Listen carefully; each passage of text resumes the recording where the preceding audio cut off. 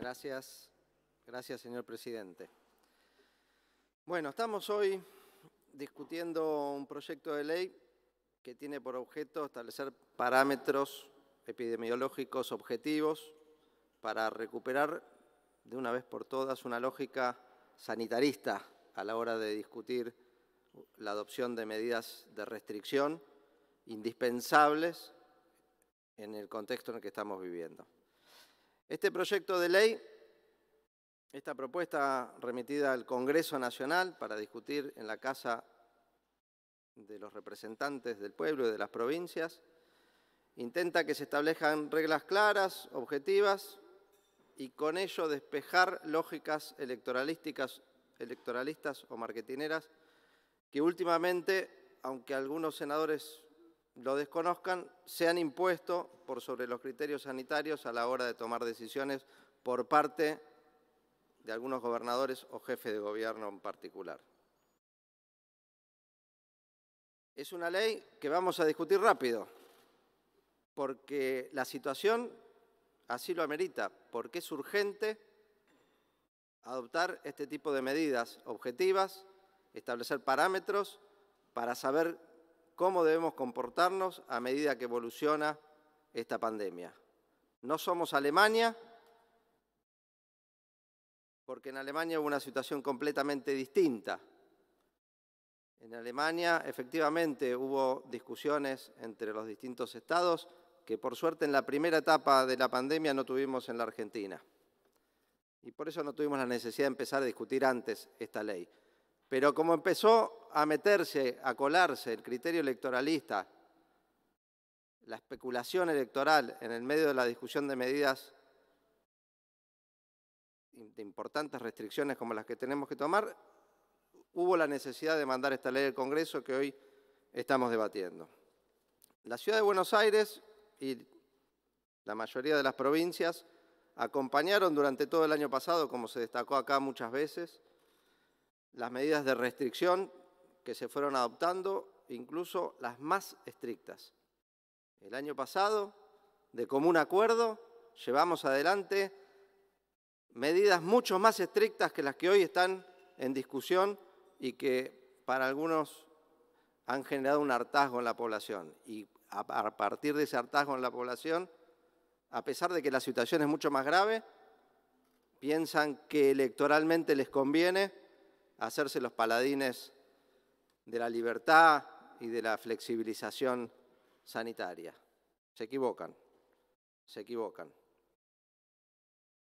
Pero esta coordinación, esta unidad, este trabajo conjunto contra la pandemia que nos llevó a poder implementar el año pasado medidas muy estrictas, a estar todo el año sin presencialidad escolar incluso, se fue flexibilizando mucho antes de lo que decían algunos senadores preopinantes. No fue con el último decreto del presidente de la Nación. Ya a principio de año, algunos especulando electoralmente, queriendo sacar alguna ventaja, bien ventajita electoral, hicieron anuncios como ser los primeros en empezar las clases, sin además adoptar ninguna medida concreta para garantizar que esa presencialidad pudiera llevarse adelante. Y lo que hizo concretamente el jefe de gobierno, Horacio Rodríguez Larreta, fue poner una fecha y decirle a los directores de las escuelas: arréglense y vean cómo organizan la presencialidad. Pero esa necesidad de diferenciarse del gobierno nacional, empujada por los jefes políticos de Horacio Rodríguez Larreta, Mauricio Macri, la presidenta del PRO, Patricia Bullrich, el presidente del UCR, lo fue llevando a diferenciarse cada vez más, a pesar de que la realidad sanitaria de la Ciudad de Buenos Aires estaba muy lejos de ser de las mejores o la ideal. Todo lo contrario, la peor realidad sanitaria de todo el país, con los peores indicadores que todavía hoy se mantienen en todo el país, con la mayor cantidad de muertes cada 100.000 habitantes de todo el país. Primero, después de diferenciarse con el comienzo de las clases, en el medio de la discusión y de la charla que estaba habiendo entre los jefes de gabinete de la provincia de Buenos Aires, de la ciudad de Buenos Aires y de la Nación, el 6 de abril creo que fue, el jefe de gobierno de la ciudad de Buenos Aires, con los presidentes y los dirigentes de Juntos por el Cambio de todo el país, al mismo tiempo y mientras se discutía y se trataba de acordar nuevas medidas, sacaron una carta, un comunicado, diciendo que se oponían a cualquier decisión que se tome. A los 2 días se dictó un decreto y el jefe de gobierno de la ciudad de Buenos Aires dijo que no estaba de acuerdo, pero que lo iba a hacer cumplir, o que lo iba a adoptar. Que no estaba de acuerdo con las medidas, pero que las iba a adoptar. ¿Qué es lo que hizo? Otro mensaje de diferenciación. Otro mensaje a la población para que no cumplan, para que no respeten esas normas de restricción que hubieran impedido, que hubieran evitado muchos contagios. Después, directamente con el último decreto, en una confrontación abierta, se negó a aplicarlo y recurrió a la Corte Suprema de Justicia de la Nación. Y el eje de toda la confrontación fue la suspensión transitoria de la presencialidad durante 15 días. Por la suspensión transitoria de la presencialidad durante 15 días, armó todo este zafarrancho institucional, esta confrontación y esta disputa entre poderes que llevó a que la Corte tomara alguna decisión, por supuesto, muy cuestionable. Pero ¿qué es lo que pasó? ¿Qué pasó para que Horacio Rodríguez Larreta planteara diferenciarse de la estrategia sanitaria nacional y de las recomendaciones? Porque venía de un año entero de suspender la presencialidad, con mucho menos casos, con un índice de contagios mucho menor. Porque había dicho, y hay declaraciones, porque la verdad que tampoco resiste un archivo Horacio Rodríguez Larreta, donde decía que en las escuelas es un foco de contagios y de circulación del virus. Porque el vicejefe de gobierno, Diego Santilli, también al inicio de las clases a principio de año dijo que si había una segunda ola, seguramente iba a haber que suspender la presencialidad por 15 días o un mes, llegó a decir. Pero ahora parece que hay otras razones. Y uno se pregunta, ¿no? ¿Qué pasó? Evidencia científica que tienen, nueva evidencia científica, que lo lleva a decir que en las escuelas no hay contagios, que la presencialidad no contribuye a la circulación del virus. Les agarró un ataque repentino de defensa de la educación, podría haber sido también. Y la verdad que me puse a revisar y la evidencia científica no está del lado del jefe de gobierno de la ciudad, todo lo contrario. La semana pasada, mientras tratábamos un DNU, una senadora se dedicó a denostar y a llamar como panfleto a un informe del CONICET, de los investigadores del CONICET, reunidos en el grupo de investigación del Instituto de Cálculo, el Instituto de Ciencias de la Computación, de la Facultad de Ciencias Exactas de la UBA. Un informe científico que da cuenta, entre otras conclusiones, que en contextos de alta circulación viral, la evidencia muestra que la interrupción de la presencialidad escolar contribuye significativamente a disminuir los contagios y, por ende, internaciones y fallecimientos. Un informe científico del CONICET, a quien yo le otorgo toda autoridad.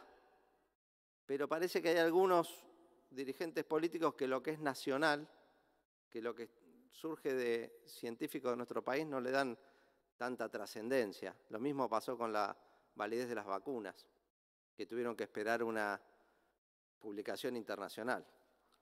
A mí me alcanza con lo que digan las autoridades sanitarias del país o los investigadores de nuestro país, pero si no alcanzara, esa revista The Lancet, que tanto prestigio tiene en el mundo y particularmente en algunos dirigentes de la oposición, también publicó un estudio sobre la presencialidad en las escuelas. Y dice que los contagios bajan significativamente cuando se cierran las escuelas y suben significativamente cuando se abren. Si no alcanzara con eso, otro informe de Nature, Human Behavior, me salió bien y todo en inglés, otra prestigiosa revista, donde también da cuenta, el anterior era un estudio sobre 131 países, este sobre 79 países, y da cuenta de que la suspensión de las clases presenciales es la segunda medida más efectiva para frenar la circulación. De una cantidad de decenas de medidas posibles, es la segunda más efectiva después de la suspensión de las reuniones sociales.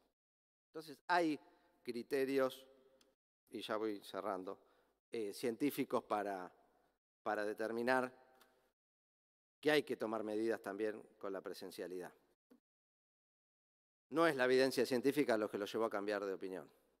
¿Será ese ataque repentino de querer defender la educación? Tampoco lo creo, porque no hubo muestras de que cambiaran esa política de reducir el presupuesto educativo constante. Hoy, en este momento, la Ciudad de Buenos Aires tiene el presupuesto educativo más bajo de toda su historia. Es el distrito que menos presupuesto aporta a la educación de toda la Argentina. Todavía hoy no le garantizan la presencialidad a 25.000 chicos que no tienen vacante en la Ciudad de Buenos Aires. Parece que la presencialidad es una palabra abstracta, pero hay 25.000 chicos sin presencialidad porque no tienen vacante, porque no hay presupuesto. Parece que la presencialidad, cuando cerraron las escuelas nocturnas, no era para todos. El año pasado recortaron el Plan Sarmiento, que es el de la entrega de las computadoras. Ejecutaron solo el 25% del presupuesto en infraestructura escolar y este año lo redujeron en un 70% en términos reales. Y uno diría, bueno, ¿cambiaron esa política? No la cambiaron. ¿Mejoraron algo? No, todo lo contrario. Amenazan a los docentes y a las familias que se niegan a mandar a sus hijos o a dictar clases presenciales para llevarse un triunfo, no sé para qué. Y la última noticia de esta semana es que Larreta decidió desentenderse de la provisión de elementos de bioseguridad para las escuelas. Dijo, ahora se ocupan las cooperadoras de comprar el alcohol en gel y todas las medidas necesarias para protegerse. O sea, arréglensela como puedan. La verdad es que poco les interesa la educación pública. Por eso, y con esto voy cerrando, me parece que tenemos que acompañar esta ley que va a fijar parámetros objetivos, no va a sacar de la discusión electoralista, porque el año pasado todos teníamos a un conocido que se había contagiado. Pero este año todos tenemos un conocido que ha muerto por el coronavirus. Pero también tenemos un conocido este año que consiguió la vacuna y que se pudo vacunar. Así que tenemos que seguir trabajando y apoyando las medidas de cuidado hasta que lleguen las vacunas necesarias y podamos terminar de una vez por todas con esta pandemia que tanto daño nos ha causado a todos los argentinos y al mundo entero. Muchas gracias. Gracias, señor senador. Tiene la palabra el